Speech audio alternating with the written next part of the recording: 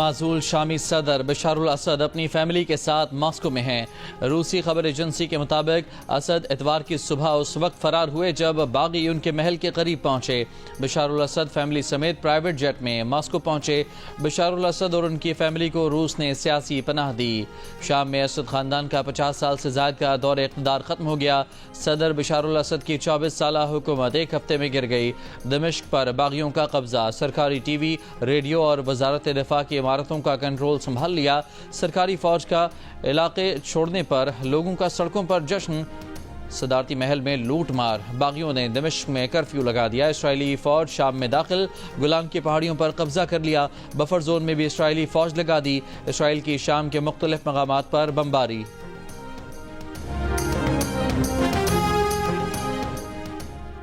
امریکی صدر Joe Biden نے کہا ہے کہ بالآخر بشار الاسد حکومت کا خاتمہ ہو چکا۔ نہیں جانتے کہ بشار الاسد کہاں ہیں، سنا ہے وہ ماسکو میں ہیں۔ بشار الاسد کو جواب دہ ہونا چاہیے۔ وائٹ ہاؤس میں خطاب میں بائیڈن نے کہا کہ اقتدار کی منتقلی کے لیے شامی گروپوں سے مل کر کام کریں گے، شام کے پڑوسیوں کی حمایت کریں گے، باغی گروپ کے قول و فعل کا جائزہ لیں گے۔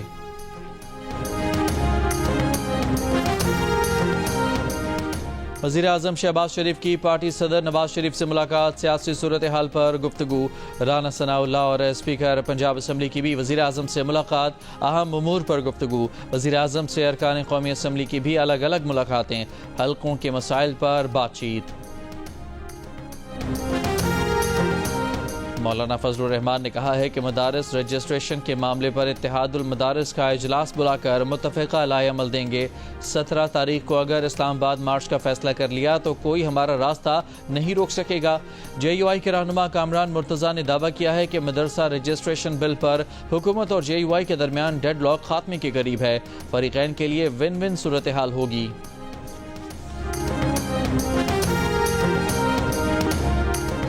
کراچی کے علاقے بہادر آباد چار مینار چورنگی کے قریب فائرنگ سے ایک شخص جاں بحق۔ پولیس کا کہنا ہے کہ واقعات ڈکیتی مزاحمت ہے یا ٹارگٹ کلنگ، تحقیقات کر رہے ہیں۔ سائٹ سپر ہائی وے انڈسٹریل ایریا سے 2 ملزمان زخمی حالت میں گرفتار۔ چین کی حکمراں جماعت کی دعوت پر وزیر اعلیٰ پنجاب مریم نواز 8 روزہ سرکاری دورے پر چین پہنچ گئیں۔ مریم نواز بیجنگ، شنگھائی، شنزن اور گوانگزو کے دورے کریں گی۔ وہ چین کے وزراء، اعلیٰ حکام اور ماہرین سے ملاقاتیں بھی کریں گی۔ وزیر اعلیٰ پنجاب چین میں مختلف تقاریب اور کانفرنس میں شرکت کریں گی۔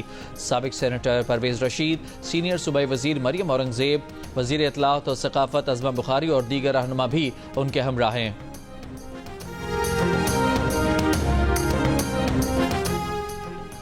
ضلع کرم میں امن و امان کی صورتحال، امن جرگوں کی جانب سے کرم میں قیام امن کے لیے عمائدین کے ساتھ مذاکرات کا عمل جاری۔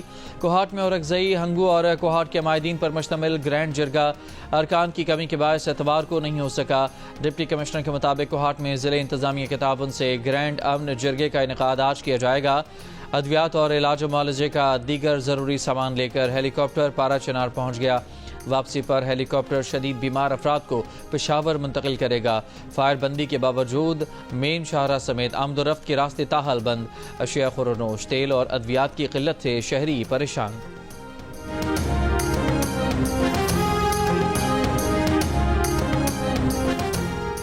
سندھ بھر میں میڈیکل اور ڈینٹل کالج اور جامعات کے داخلہ ٹیسٹ بالآخر ہو گئے۔ سندھ بھر سے 38,609 امیدوار شریک۔ کراچی یونیورسٹی اور این ای ڈی یونیورسٹی میں 12,000 سے زائد امیدواروں نے امتحان دیا۔ امتحان 2 گھنٹے کی تاخیر سے شروع ہوا اور 3:30 بجے ختم ہوا۔ سیبا ٹیسٹنگ سروس کے مطابق بعض طلبہ کے سینٹر میں تاخیر سے آنے پر پرچہ 12 بجے شروع کیا گیا۔ والدین مسکن گیٹ کے باہر 3 گھنٹے ہلکان ہوتے رہے۔ ایم ڈی کیٹ ری ٹیسٹ کے جوابات ایس ٹی ایس کی ویب سائٹ پر جاری کر دیے گئے۔ نتائج اگلے 10 دنوں میں اپلوڈ کیے جائیں گے۔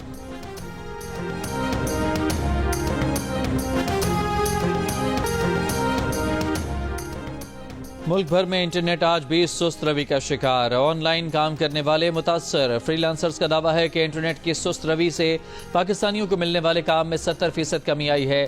ڈیجیٹل مارکیٹنگ بھی متاثر۔ فری لانسرز کا کہنا ہے کہ ان کے کلائنٹس اب دوسرے ممالک کی جانب منتقل ہو رہے ہیں۔ امیر جماعت اسلامی حافظ نعیم الرحمان کا کہنا ہے کہ ایک ہی صوبے کے 2 شہروں کی یونیورسٹیوں میں فیسوں میں اتنا فرق بلا جواز ہے۔ گلشن اقبال کراچی میں الخدمت اور جماعت اسلامی کے تحت بنو قابل ٹیسٹ کے شرکاء سے خطاب میں انہوں نے مطالبہ کیا کہ سندھ یونیورسٹی اور کراچی یونیورسٹی کے طلباء کی فیس یکساں کی جائے۔ تقریب میں سابق گورنر اسٹیٹ بینک ڈاکٹر عشرت حسین نے بھی شرکت کی۔ کہا بنو قابل میں ہزاروں طلباء و طالبات کو دیکھ کر خوشی محسوس ہوئی۔ گورنر سندھ کامران ٹیسوری سے اطالوی مشیر دفاع، سفیر اور قونصل جنرل کی ملاقات۔ گورنر نے کہا کہ پاکستان کے لیے اٹلی کی دوستی اور ہمدردی کو قدر کی نگاہ سے دیکھتے ہیں۔ وزیر اعلیٰ سندھ مراد علی شاہ سے اطالوی مشیر دفاع کی ملاقات میں ٹیکسٹائل، چمڑے، زراعت اور شپ میکنگ میں پاک اٹلی تعاون پر گفتگو۔ وزیر اعلیٰ نے اٹلی کو قابل تجدید توانائی اور انفراسٹرکچر میں سرمایہ کاری کی پیشکش کی۔ سندھ پولیس اور ایمرجنسی سروسز کے لیے اطالوی ٹیکنالوجی کے استعمال پر گفتگو ہوئی۔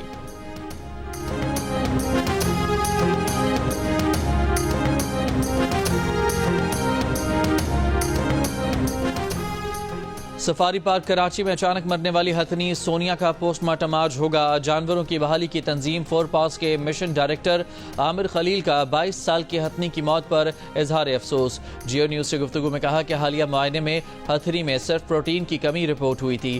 ڈائریکٹر سفاری پارک امجد زیدی کے مطابق ابتدائی طور پر موت کا باعث ہارٹ اٹیک لگ رہا ہے۔ میئر کراچی نے سونیا کی اچانک موت کی تحقیقات کا حکم دے دیا۔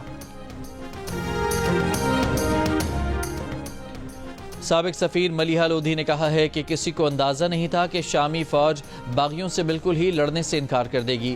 باغیوں کا دمشق پر قبضہ سیاسی زلزلے سے کم نہیں، یہ شامی حکومت کے اتحادیوں کے لیے بھی بڑا دھچکا ہے۔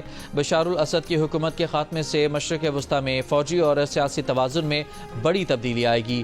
جیو نیوز سے گفتگو میں ماہر مشرق وسطی امور منصور جعفر نے کہا ماضی میں عراق، لیبیا اور افغانستان میں ایسے ہی حکومت تبدیلی کی کوششیں کی گئیں لیکن وہاں استحکام نہیں آیا۔ شام میں بھی ایسی ہی مشکلات کا سامنا ہوگا۔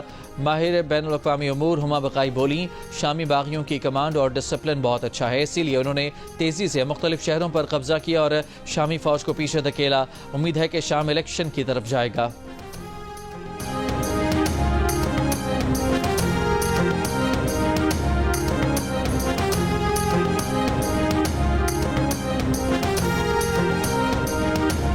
اسرائیلی فوج کے غزہ کے پناہ گزین کیمپوں اور اسپتالوں پر حملے جاری، مزید 40 سے زیادہ فلسطینی شہید۔ اسرائیلی بمباری سے کمال ادوان اسپتال میں بجلی کا نظام معطل، آکسیجن پمپس کو نقصان پہنچا، ایمرجنسی میں ہونے والے آپریشن رک گئے۔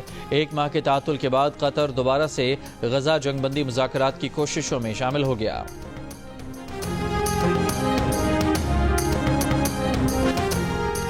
ملکہ کوثر مری میں موسم سرما کی پہلی برف باری، سیاحوں نے رخ کر لیا۔ محکمہ موسمیات کا کہنا ہے کہ مری میں اگلے 24 گھنٹوں میں بارش کے ساتھ ہلکی برف باری متوقع ہے۔